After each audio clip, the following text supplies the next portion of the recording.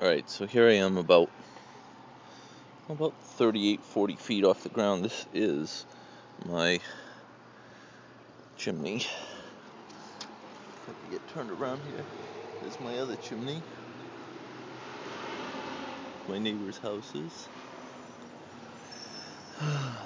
So this is the view from the top of my roof. There's my lawn tractor, my Firebird. There's my other neighbor's houses.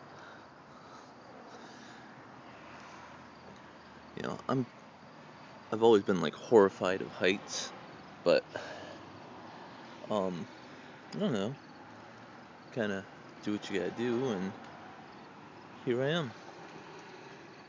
Anyways, I gotta put this chimney cap back onto here. It's the chimney liner I installed a few years ago. So, without further ado, time to get to work.